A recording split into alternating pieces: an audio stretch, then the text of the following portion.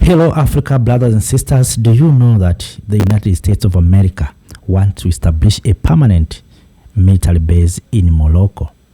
For another time, the soul of Africa is being tested. Few days ago, the commander-in-chief and the president of economic freedom fighters, Mr. Julius Malema, asked the president of Botswana, President Duma Gideon Boko, to close U.S. military base in Botswana if he is a real pan-Africanist. And here is what say to our brother Duma Boko in Botswana, let us remove the army base of America in Botswana. The face and future of Africa is economic freedom. Yes, Africa is not staying silent. Malema is raising his voice against the presence of military bases here in the continent of Africa.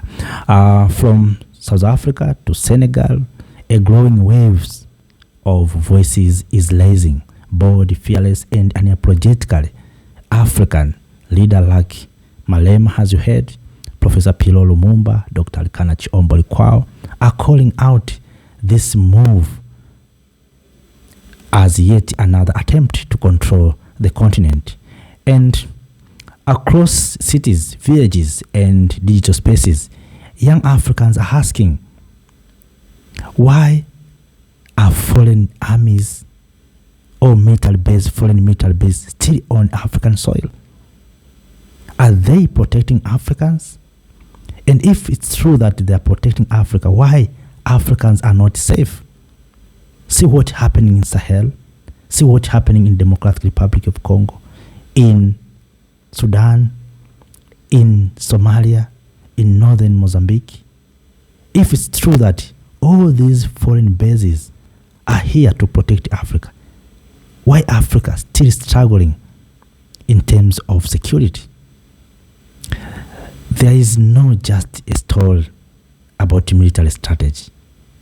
This is a story about sovereignty, resistance, and the rise of a continent determined to stand on its own feet. This here has emerged in circulation news and reports that United States of America is planning to establish a permanent military headquarters in Morocco, while the U.S. already operates AFRICOM, its African command, from Yemen. This would mark the first major American military hub built direct on African soil. Strategically, Morocco offers access to West Africa, the Mediterranean, and even parts of the Sahel. And we know, listen to what happened when General Lang said Sahel is an epicenter of terrorism. But behind the headline lies a deep concern. Is this about fighting terrorism or about maintaining influence and control over allying Africa? Because at the same time this base is being planned, other African nations are pushing back against foreign military bases. So why now? Why Morocco? And why is Africa still hosting these bases that do not belong here? The answer lies in the voices refusing to stay quiet. Julius Malema, leader of economic freedom fighters in South Africa, put it plainly: Africa must never again be a playground for foreign powers. He is not alone. Professor PLO Lumumba, a Kenyan scholar and speaker, has long warned that foreign military bases are the last chain of colonialism. In his word, Professor PLO Lumumba said this: we removed the flags, but the guns remained. And Mama Africa, Dr. Arikana Chihombori-Quao, she's not far. The former African Union ambassador to the United States of America has asked a powerful question: why does Africa host foreign armies when no African base exists in Europe, America, or in Asia? These voices are not anti-West, they are pro-Africa. They believe that Africa must lead its own defense, tell its own story, and protect its own future. While some governments welcome foreign bases, others are asking about action. In the Sahel countries like Mali, Niger, and Burkina Faso, the tide has turned. After years of foreign military presence, they have said no more. All of us, we are familiar what happened when these young revolutionary leaders came to power.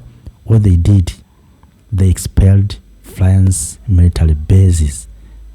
Agreement turned up, new regional alliance formed.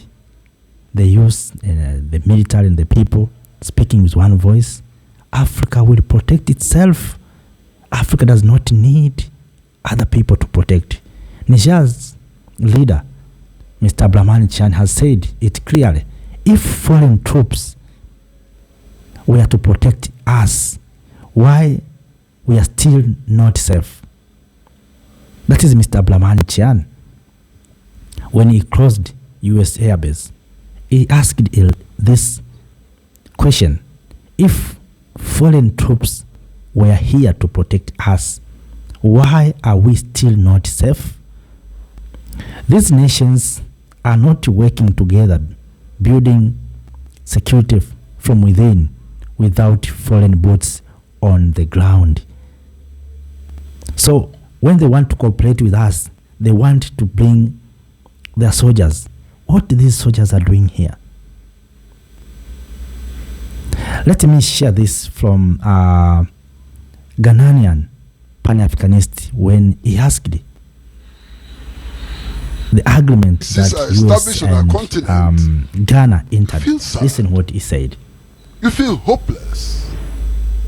In Ghana, we have allowed the United States of America to establish its military base on our soil. Under the agreement which allows the US to establish this military base, our head of state is stopped from entering that territory. The US military base is not accessible even to the head of state. As if that was not enough, in the agreement, we have committed to an arrangement. Yes, that is Mr. Quest Plata. You know, one thing that we must understand is that youth, African youth, are watching. They're not blind, and they're asking, why are African resources protected by those who once stolen them? Why our borders guarded by those who never respected them? And why should Africa always be someone else's battlefield? There's no way Africa can be free if we continue to have these military bases here in the continent of Africa. So what now? What does truly sovereign Africa looks like? First, it starts with Pan-African unity, not just in speech, but in real action. United defense, shared intelligence, and common goals. Second, it means youth leadership in politics, in media, and innovation. The young voices calling for changes today must be the ones shaping policy tomorrow. And finally, it means controlling the African narratives. No more waiting for outsiders to tell our story. No more letting global power define our destiny. This is our time, not just to resist, but to rise. Africa is not a battleground. Africa is a birthplace, a motherland, a future, and that future must be free, sovereign, and self-determined. As foreign forces knock on our doors, we must ask, do we let history repeat itself, or do we finally close the chapter of colonialism and colonization for good? Let the world hear this. Africa is rising. Africa is waking up. Africa is saying no more. If you believe in a free and powerful Africa, please share this video to other Africans. We cannot say we are free if we continue to have these military bases. We have been asking that we need a free continent, but how can we get free continent with these foreign bases? So, family, friends, fellow Africans, that is what is going on. America is going to establish a permanent military base in Morocco that can access West Africa, Mediterranean, and some parts of Sahel. Already in Kenya, US has military base. In Botswana, as you heard, in Ghana, and other parts of the continent. Now they want to establish an headquarters. I said one day that Morocco wished to join the European Union. But the time will come when Morocco will say, I'm not a part of Africa. So if Morocco is going to join the European Union, it means to be Europeans within the African continent. So they can, of course, Morocco can join even NATO. So NATO can establish their base there. So we have to think beyond as Africans. The main, we have to unite. And if we are so united, we can push Morocco that if you want to be you are in the African continent, you have to follow what African Union or African United Africa want. But this time we cannot force them. They can decide what they want to do. They can join NATO. They can join the European Union. They can allow America to establish US military hub in Morocco. So, brothers and sisters, I have no more to share. After that, thank you for watching. Thank you for being with me. Thank you for being part of this movement. If you're new, make sure that you subscribe, you join the motion and the movement of Make Africa Great. Thank you. Thank you, Africa, Mama Africa. Oh, yeah. You make Africa great. Thank you, Africa. Thank you, Africa.